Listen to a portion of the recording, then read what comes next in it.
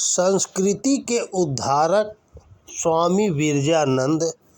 स्वामी विरजानंद का जन्म पंजाब के नगर करतारपुर के पास बई नदी के किनारे गंगापुर ग्राम में हुआ था। 5 वर्ष की आयु में चेचक के प्रकोप से उनकी आंखें जाती रही। यह प्रकृति आपदा भी उनकी अध्ययन के प्रति रुचि को समाप्त नहीं कर सकी। नेत्रहीन होते हुए भी उन्होंने अपने पिता से व्याकरण पढ़ना शुरू कर दिया। थोड़े ही दिन बाद उनके माता पिता का देहावसान हो गया। अनाथ होते हुए भी उन्हें ईश्वर का सहारा था। कितने ही दिन उनके असहाय अवस्था में निकल गए। आखिर में वे अपने उद्देश्य की पूर्ति हेतु हरिद्वार की ओर चल पड़े। उन दिनों आज की तरह से यातायात के साधनों की सुविधा न थी। मार्ग में अनेक कष्टों को सहन करते हुए वह ऋषिकेश पहुँचे। वहीं उन्हें यज्ञोपवीत के साथ गायत्री मंत्र की दीक्षा दी गई। इसके बाद से ही उनकी आराध्य देवी गायत्री थी। वह कई घंटे बड़ी श्रद्धा के साथ मंत्र जपते रहे। रात्रि को थोड़ी सी नींद लेकर वह गंगा जल में खड़े हो जाते और गायत्री मंत्र का निरंतर जप करते। कुछ दिनों बाद स्वामी जी वहाँ से कनखल चले गए। वहीं स्वामी पूर्णानंद से उनकी भेंट हुई और दीक्षा लेकर स्वामी विरजानंद बने। स्वामी विरजानंद अपनी तीव्र स्मरण शक्ति तथा त्यागमय वृत्ति के कारण चर्चा के विषय बनते जा रहे थे। उन्हें कौमुदी के सारे सूत्र अर्थ सहित याद हो गए थे। फिर भी उनकी ज्ञान पिपासा शांत न हुई थी। वह काशी जाकर पंडित विद्याधर जी से व्याकरण पढ़ने लगे। पढ़ने के साथ अब उन्होंने विद्यार्थियों को पढ़ाने का कार्य भी प्रारंभ कर दिया। अल्प आयु के सन्यासी की अध्यापन शैली देखकर उनके स्थानीय आचार्य तथा संस्कृत के विद्वान चकित रह गए।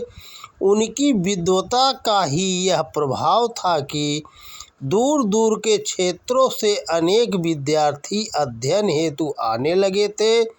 नेत्रहीन होते हुए भी स्वामी जी एक स्थान से दूसरे स्थान को निडरता के साथ चले जाते थे। एक दिन दंडी स्वामी गंगा के जल में खड़े विष्णु सूक्त का पाठ कर रहे थे। संयोगवश अलवर नरेश विनय सिंह भी वहीं उपस्थित थे।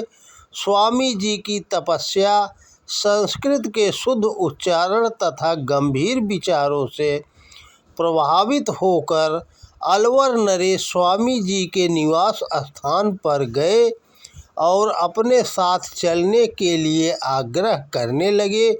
स्वामी जी ने सहज भाव से कहा, मैं सन्यासी और आप राजा, मेरा आपका मेल भी क्या, मेरे चलने से आपको लाभ भी क्या होगा। राजा द्वारा बार बार निवेदन करने तथा विशेष आग्रह के पश्चात स्वामी जी अलवर पहुँचे। वहाँ राजा ने स्वयं ही नहीं, उनकी रानियों ने भी स्वामी जी से संस्कृत पढ़ी। राज्यसभा के शिव प्रसाद, सालग्राम, रूपनारायण और लक्ष्मण शास्त्री जैसे अनेक पंडित उनकी विद्वता से लाभान्वित हुए। स्वामी जी पढ़ाते समय विद्यार्थियों के बराबर बैठते थे। जब कभी उनके लिए विशेष गद्दी की व्यवस्था की जाती तो वे उसे हटा देते और हंसकर कहते, आर्ष ग्रंथों को पढ़ाना गद्दी पर बैठकर शोभा नहीं देता। स्वामी विरजानंद का पुरुषार्थ उस दिन पूर्ण हुआ। उनकी चिंताएं उस दिन दूर हुई जिस दिन एक 35 वर्षीय सन्यासी मथुरा में रंगेश्वर महादेव के मंदिर में आकर ठहरा। उस सन्यासी के गले में रुद्राक्ष की माला थी। स्वयं की संपदा के नाम पर उसके पास एक लोटा और कुछ पुस्तकें थी। जब इस सन्यासी को स्वामी जी के तपस्वी जीवन, विद्वता तथा स्मरण शक्ति का पता लगा तो वह उनकी कुटिया पर आया और द्वार खटखटाकर आवाज़ लगाई। अंदर से आवाज़ आई, कौन है? मैं यही तो जानने आया हूँ कि मैं कौन हूँ। मेरा नाम मूल शंकर माता पिता द्वारा तथा दयानंद गुरु द्वारा रखा गया। इतना सुनना था कि कुटिया के द्वार खुल गए। स्वामी विरजानंद उस आगंतुक सन्यासी से बहुत प्रभावित हुए और मन में समझ गए, शायद मेरी आशाएं पूर्ण करने वाला यही व्यक्ति है। स्वामी दयानंद कुछ सीखने आए थे, ज्ञान की पिपासा शांत करने आए थे। उनकी इस इच्छा को देखकर भोजन, वस्त्र तथा पुस्तकों आदि का सारा भार अमरलाल जी जोशी ने लिया। लक्ष्मी नारायण के मंदिर में एक छोटा सा कमरा मिल गया और वह पाणिनीय व्याकरण, अष्टाध्यायी व्याकरण तथा अन्य वैदिक ग्रंथों का अध्ययन करने लगे। उन्हें आश्चर्य इस बात पर होता था कि स्वामी जी प्रज्ञा चक्षु होते हुए भी इतना स्मरण कैसे रख लेते हैं। स्वामी दयानंद का अध्ययन समाप्त हुआ। उन्होंने अपने गुरु के चरणों में एक मुट्ठी लौंग रख दी। दंडी स्वामी ने कभी किसी विद्यार्थी से भेंट या दक्षिणा के रूप में कोई वस्तु स्वीकार न की थी। यह पहला ही अवसर था। उन्होंने कहा, यदि कुछ देने की ही इच्छा है तो अपने जीवन की दक्षिणा दो। बस कहने की ही देर थी। स्वामी दयानंद ने अपना सिर झुकाकर अपने गुरु के आदेश को हृदयंगम कर लिया और आजीवन ब्रह्मचारी रहकर वेद प्रचार के कार्य में संलग्न रहे।